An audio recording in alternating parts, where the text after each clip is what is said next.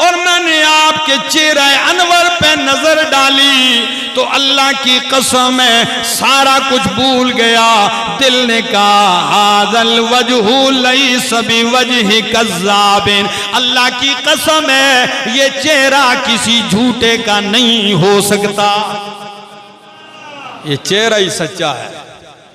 हाज़ल वजहु लैसा बिवजहि कज़्ज़ाबिन, ये झूठे का चेहरा नहीं हो सकता, ये चेहरा ही बतला रहा है कि ये सच्चे हैं। आगे सुनना चाहेंगे? जरा देखिए, ईमान ताजा कीजिए। फरमाते हैं करीब आया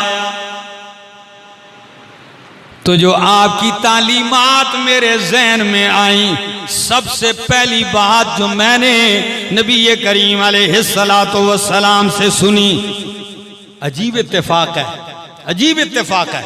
कहते हैं मैंने आपकी तकरीर का जो पहला जुमला, पहला फरमान पैगंबर सुना वो ये था। आपसे पहली बात जो मैंने सुनी वो ये थी कि आप इरशाद फरमा रहे थे या अय्युहन्नास, ऐ लोगो अफ़शु सलामा, सलाम को आम करो, व अतइमु तामा, और गरीबों मिस्कीनों को खाना खिलाओ, वसिलुल अरहामा, रिश्ते नाते जोड़ के रखो, वसल्लू बिल्लैलि वन्नासु नियाम, रात को उठ के नमाज पढ़ो जब सारे लोग सोए हुए हों, तदखुलुल जन्नत बिसलाम, तुम जन्नत में दाखिल हो जाओगे सलामती के साथ। मुस्नद अहमद, मुस्तदरक हाकिम, दोनों हदीस की किताबों की हदीस है। कितनी प्यारी तालीमात है। फरमाया ऐ लोगो अफ़शु सलाम, क्या आम करो सलाम को। हमारे यहाँ सलाम का रिवाज ही कोई नहीं, जानता हो तो हम उसको सलाम कर देते हैं, ना जानता हो तो रास्ते में गुजरते हैं सलाम भी, और कई तो जानते हुए भी सलाम इसलिए नहीं करते कि वो इस इंतजार में होते हैं कि पहले अगला कोई सलाम करे तो मैं करूं, इस इंतजार में होते हैं कि मैं तो बड़ी चीज हूं ना, पहले वो सलाम करेगा तो मैं जवाब दूंगा। हालांकि मेरे पाक पैगंबर सल्लल्लाहु ताला अलैहि वसल्लम की आदत मुबारक थी, आप सलाम में पहल करते थे। यहां तक कि कायनात की सबसे अजीम हस्ती सीरत देख लीजिए, आप रास्ते पे गुजरते, बच्चे भी नजर आते तो आप बच्चों पर भी सलाम में पहल कर देते। क्या तालीम है।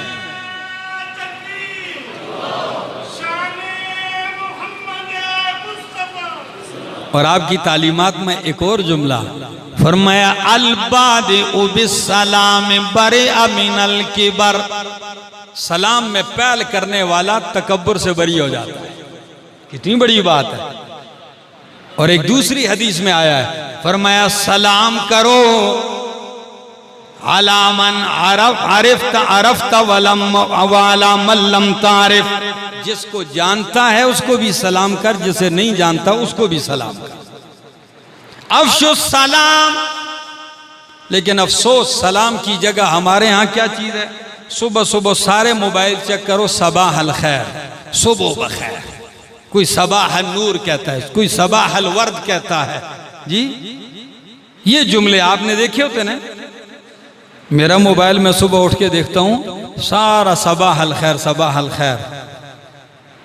ओ मेरा दोस्त, ये क्या है।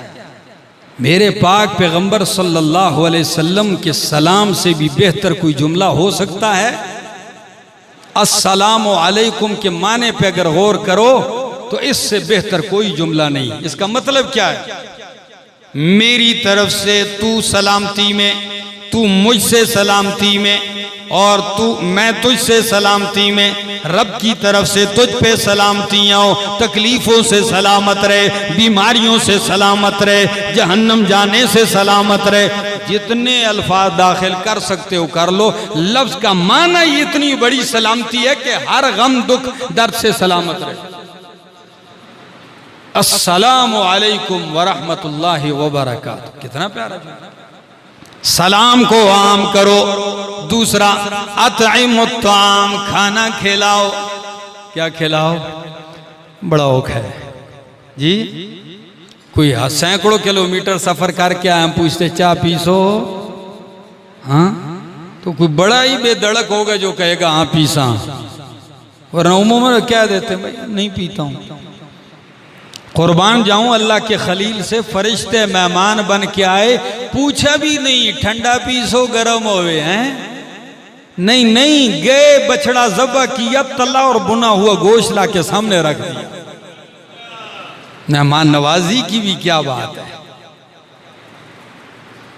और हम जान छुड़ाने का बड़ा आसान तरीका है, रोटी के टाइम कहो जी चाय पीसा जी। अब रोटी के टाइम में चाय का पूछो और चाय के टाइम में कहो बैठो जी रोटी खा सा, नहीं कम से कम 3-4 घंटे तो अभी रोटी को रहते हैं। हाँ हमारे यहाँ एक कहावत मशहूर है यहाँ कि कश्ती के किनारे एक बस्ती थी, ठीक है ना, तो वहाँ के लोगों की आदत थी मेहमान बैठ बैठ के उनको इंतजार करवाते, जब कश्ती जाने का टाइम होता तो मेहमान से कहते बेड़ी भी तैयार है तो रोटी भी तैयार है, हाँ कश्ती भी तैयार है और रोटी भी, यानी अगर आप रोटी खाएंगे कश्ती आपसे चली जाएगी। हाँ ये तो ऐसा ही आप अड्डे में कहें गाड़ी भी जाने के लिए तैयार है रोटी भी तैयार है, कौन खाएगा आपकी ऐसी रोटी। ये वो सारे तरीके हैं जहां जिससे मेहमान को क्या किया जाता है, टाला जाता है। ये वो टालने के बड़े अच्छे अच्छे तरीके हैं लोगों के। फरमाया अतइमुत्ताम, खाना खिलाओ और कुर्बान जाओ। इमामुल अंबिया मुहम्मदुर रसूलुल्लाह सल्लल्लाहु ताला अलैहि वसल्लम ने फरमाया कि वला याकुल तआमक इल्ला तक़ियुन, तेरा खाना ना खाए मगर परहेजगार आदमी। उलमा इस हदीस को सामने रखते कहते हैं जिस शख्स के दस्तरखान पे देखो पाकीज़ा लोग खा रहे हैं, समझो कि इसका रिज़्क़ पाक है और समझो कि अल्लाह को इसका रिज़्क़ पसंद है, इसीलिए पाक लोगों को खिला रहा है ताकि कल पाक आमाल सर अंजाम दे। और कई लोगों का रिज़्क़ पाकीज़ा लोगों को तो शायद जिंदगी भर नसीब ना हो, लेकिन उनके दस्तरखान पे जाके देख लो तो लफंगे और लुच्चे किस्म के लोग हर वक्त दस्तरखान पे बैठे होंगे खा रहे हैं। नहीं आएगा तो कोई अल्लाह वाला उनके दस्तरखान पे नहीं। अतइमुत्ताम, खाना खिलाओ। और दूसरा वसीलुल अरहाम, रिश्ते जोड़ो। क्या जोड़ो? रिश्ते जोड़ना बहुत मुश्किल है, नए रिश्ते बनाना बड़ा आसान है। लोग कहते हैं मैंने साल में 1 लाख आदमियों से ताल्लुक बना लिए, मैंने 1 साल में 1000 आदमियों से दोस्ती कायम कर दी। मैं कहता हूं ये कोई कमाल नहीं है कि साल में 10,000 आदमियों के रिश्ता बना लेना कोई कमाल नहीं है। कमाल यह कि जिंदगी भर जिनसे रिश्ता है उनसे रिश्ता निभा के रख ले, ये कमाल है। रिश्ता है उसको क्या रखे, ये बहुत मुश्किल है, अल्लाह गवाह है। और नबी अलैहिस्सलाम ने फरमाया कि अल्लाह फरमाते हैं जो रिश्ता जोड़ेगा मैं उसको अपने साथ जोड़ूंगा, यानी उसका ताल्लुक मुझसे जुड़ेगा। बरादरियों में, रिश्तेदारियों में यह सबसे मुश्किल मरहला है। आप कहेंगे कि हम भी इसी माशरे के लोग हैं, और हमारे पठानों का तो जो सारा दिन आपस में खिटमिट उनकी लगी ना रहे ना, तो उनको पठान कौन कहेगा। तो हम भी इसी मुआशरे के लोग हैं बरादरियों में, लेकिन इसकी तरगीब दी सिलुल अरहाम, रिश्ते जोड़ो। अच्छा फरमाया अगली बात वसल्लू बिल्लैली वन्नासु नियाम, रातों को उठ के नमाज पढ़ो जब लोग सोए हों। मखलूक़े खुदा अंधेरी रात में नींद के आगोश में जाके गायब और गुम हो जाए, और तू नींद को आंखों से झटक के उठ के रब के सामने खड़ा हो जाए। वसल्लू बिल्लैलि वन्नासु नियाम। नतीजा क्या निकलेगा? तदखुलुल जन्नत बिसलाम, तुम जन्नत में दाखिल हो जाओगे सलामती के साथ। ये तालीम पैगंबर दे रहे थे। अब्दुल्ला बिन सलाम ने ये तालीम सुनी। कहते हैं जब मैंने आपकी ये तकरीर सुनी तो मैं और करीब आया। अब अगले अल्फाज बुखारी के, वो क्या? मैंने करीब आके कहा अल्लाह के पाक पैगंबर 3 बातों का सवाल करता हूं। कितनी चीजों का सवाल करता हूं? 3 चीजों का सवाल करता हूं। उन 3 का जवाब नबी के सिवा कोई नहीं दे सकता। नबी के सिवा उन 3 सवालों का जवाब कोई नहीं दे सकता। नबी अलैहिस्सलाम ने फरमाया पूछ। मैंने कहा पहला सवाल ये है, मा अव्वलु अशरातिस साआ, क़यामत की निशानियों में से पहली निशानी क्या है? फरमाया दूसरा सवाल ये है, मा अव्वलु मा याकुलु अहलुल जन्ना, जन्नती सबसे पहली खुराक क्या खाएंगे? जन्नती सबसे पहली खुराक क्या खाएंगे? उनकी तवाज़ो मेहमान नवाजी किस चीज से की जाएगी? और तीसरा सवाल, वो क्या चीज है? व मिन ऐन युशबिहुल वलदु अबाहु व उम्महु, बेटा माँ के हम शक्ल कैसे हो जाता है और बाप के हम शक्ल कैसे हो जाता है? ये कैसे हो जाता है कि बेटा या माँ के हम शक्ल होता है बच्चा, या बाप की शक्ल पे चला जाता है? नबी अलैहिस्सलाम ने ये तीनों सवाल सुने तो जवाबन फरमाया, अतानी व अखबरनी जिब्रील आनिफन। ओ अब्दुल्ला बिन सलाम, तेरे सवाल के बाद फौरन जिब्रील ने आकर अभी मुझे जवाब दिए हैं। जिब्रील ने अभी आके जवाब दिए। तो अब्दुल्ला बिन सलाम ने यह सुना तो एकदम कहा, अच्छा ज़ाका अदुल यहूद, ये तो यहूदियों का दुश्मन है जिब्रील।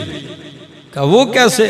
कहा यहूदियों पे सारे अजाब और सजाएं लाने वाला यही है। और इसी का जवाब सूरह बकरा में अल्लाह ने ये दिया था, कुल मन काना अदुव्वल जिब्रीला, हाँ जो कोई जिब्रील का दुश्मन हो और मिकाईल का, फरिश्तों का, तो अल्लाह ऐसे काफिरों का क्या है? दुश्मन है। तो जिब्रील तो अल्लाह का मुअज़्ज़ज़ फरिश्ता है। और यहूद ने यही मुतालबा किया था कि अगर आप पर जिब्रील वही ना लेके आता ना, मिकाईल लेके आता, इसराफील वही लेके आता तो हम मान लेते। ये भी उनका एक सवाल था। लेकिन फिलहाल अब्दुल्ला बिन सलाम का सवाल, पहले सवाल का जवाब दिया। फरमाया पहला सवाल कि क़यामत की पहली निशानी क्या है? फरमाया फनारुन, वो आग है, यहशुरुन नास मिनल मशरिक़ इलल मग़रिब, जो मशरिक़ से लोगों को मग़रिब की तरफ हाँक के ले जाएगी। मशरिक़ से एक आग उठेगी, लोगों को ऐसे हाँकते हुए ले जाएगी। कहाँ तक पहुँच जाएंगे लोग? मग़रिब में जमा हो जाएंगे। दूसरे सवाल का जवाब कि जन्नतियों की पहली खुराक, पहली मेहमान नवाजी किससे होगी? फरमाया फज़ियादतु कबिदिल हूत, के मछली के कलेजे के ऊपर बढ़ा हुआ हिस्सा, वो जन्नतियों की पहली खुराक। उर्दू वाले जब तर्जुमा करते हैं तो वो यूं कहते हैं कि मछली के कलेजे का कबाब अल्लाह खिलाएगा। अल्लाह अकबर, ये तवाज़ो होगी। आप कहेंगे मछली नहीं मिलती गरीबों को, तो फिर मछली और फिर उसका कलेजा और उसका कबाब। भाई जन्नत की बातें ही कुछ और हैं। और तीसरा सवाल कि बच्चा माँ बाप में से कभी माँ की सूरत और कभी बाप की सूरत कैसे इख्तियार कर लेता है? फरमाया सुन, जब माँ बाप यानी मियाँ बीवी आपस में मिलते हैं तो अगर मर्द का पानी गालिब आ जाए गलबा पा जाए तो बच्चा मर्द के हम शक्ल, अगर औरत का पानी पैल कर जाए, गलबा पा जाए तो बच्चा मां का हम शक्ल होता है। जब तीनों सवालात के जवाब दिए तो अब्दुल्ला बिन सलाम कहने लगे हाथ आगे कीजिए। नबी अलैहिस्सलाम ने हाथ बढ़ाया, वो कहने लगा अशहदु अल्ला इलाहा इल्लल्लाहु व अशहदु अन्ना मुहम्मदर रसूलुल्लाह। अल्लाहु अकबर, सुभान अल्लाह। काश वक्त होता, मेरा मजमून तो तवील है, लेकिन आखिरी जुमला कह देता हूं। जैसे ही अब्दुल्ला बिन सलाम ने कलमा पढ़ा तो साथ ही फरमाया या रसूल अल्लाह सल्लल्लाहु अलैहि वसल्लम इन्नल यहूद कौमुन बुहतुन। अल्लाह के महबूब, ये यहूद जो है ना बहुत झूठे लोग हैं, बहुत कज़्ज़ाब हैं, झूठे भी हैं और झूठ बोलते भी हैं अगले पर और जुटलाते भी हैं। इसलिए मैं अभी इजहार नहीं करता हूं, पहले आप मेरी इस कौम को बुलाएं और मेरे बारे में पूछें कि मैं कैसा आदमी, उसके बाद मैं इकरार करूंगा। फरमाया ठीक है। नबी अलैहिस्सलाम ने यहूद को बुलाया, कहा कलमा पढ़ लो। वो कहने लगे नहीं पढ़ते। कहा अगर तुम्हारा साथी, तुम्हारा आलिम रहनुमा अब्दुल्ला बिन सलाम कैसा आदमी है, बस ये जुमला सुनने का है। तो पता क्या कहने लगे, हुआ सैयदुना व इब्नु सैयदिना, वो हमारा सरदार लीडर है और उसका बाप भी हमारा सरदार लीडर था। बड़ी तारीफ की, वो भी हमारी आंखों का तारा, उसका बाप भी हमारी आंखों का तारा। अच्छा, अगर वो मुझे मान ले तो फिर यहूद कहने लगे हम फिर मान लेंगे। वो कैसे मानेगा? फरमाया अब्दुल्ला बिन सलाम जरा सामने आइए। अब्दुल्ला बिन सलाम मजलिस में सामने आते हैं। फरमाया बोल अब्दुल्ला बिन सलाम।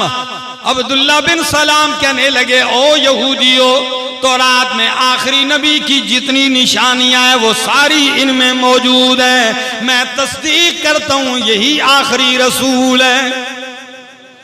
जब तस्दीक की, मेरे ख्याल से घंटे नहीं मिनट भी नहीं गुजरे होंगे, 2-4 मिनट की बात है।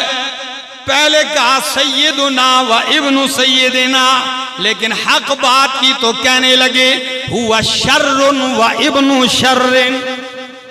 ये भी शरीर है, इसका बाप भी शरीर है। हुआ शर्रुन व इब्नु शर्रिन। अब देखा ना, बाप तक सारी लड़ी को बदनाम कर दिया। ये भी शरीर, इसका बाप भी। मेरा दोस्त, हक कहना ये भी मुश्किल है, लेकिन हक सुनना और मानना भी क्या है, मुश्किल है। लोग कहते हैं ना हक कहना बड़ा मुश्किल है, मैं ये मानता हूँ हक कहना भी बड़ा मुश्किल है, लेकिन हक के सामने बैठ के उसको सुन लेना और ठंडे सीने से, ये भी क्या है, बहुत मुश्किल है।